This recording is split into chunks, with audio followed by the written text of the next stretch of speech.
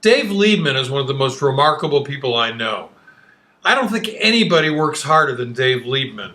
He's all over the place all the time. It's very hard to make a living playing jazz these days, and the way Lieb does it is to keep moving. He's all over the planet. Check out his schedule. Last week, for 3 days, I was in Copenhagen and Aarhus, Denmark. One of my oldest students from Europe, one of my original students, has become a major writer and conductor of the Aarhus Jazz Orchestra. And he wrote music designed to feature me. So I was there for 3 days, 2 of them recording, 1 gig in Copenhagen at the Jazz House.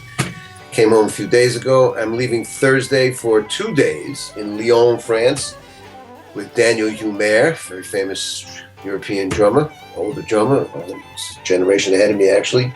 And the trumpet player's name is Nicolas Fulmer. And this is at the Opera House in Lyon with Michel Portal, also two nights, Friday and Saturday night. I come home Sunday, and then Thursday I leave for 12 days with Saxophone Summit to Europe. And we have a little tour. Later in the month, I'm going to India to put my presence into a project that I'm involved with, which is a new jazz school in Mumbai, which is just beginning, and which I'm involved with and setting up through my organization, the International Association of Schools of Jazz. And that's followed with a trip to Thailand with my new group Expansions. We are representing the United States government, believe it or not, on the 180th anniversary of U.S.-Thailand relations. So that's November. In early December, I have a week in Denmark with a bassist, myself and Phil Markowitz, and a drummer. And I'm actually in Europe almost every month right through to the end of next year. Mostly Europe, but there are now more and more other countries like Thailand, and there was Brazil during the summer and so forth. You know, the music is growing. My next meeting is with the International Association next June, is in Cape Town at the University of Cape Town. So yeah, the schedule is intense, as always. Now, perhaps half a century ago, a musician like Dave Liebman would be working with a record label or a booking agent or a tour manager or someone like that to help him navigate this. No, not in the new millennium.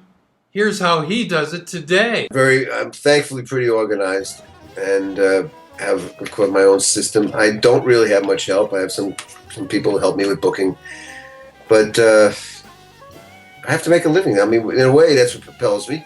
But also, I do feel that we are messengers.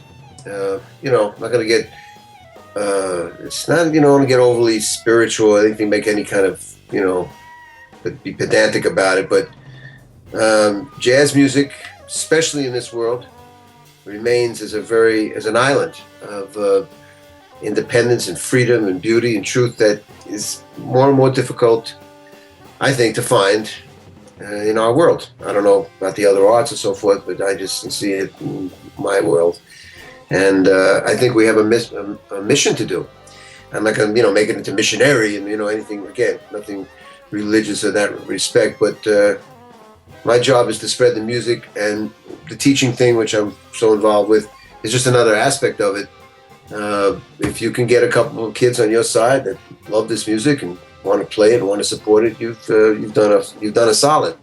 So I feel like as I get older, I feel more and more that it's my responsibility. It's more than just myself. It's my responsibility to the masses I was with and I've seen, and to carry it on the way they gave it to me. I have to give it to them.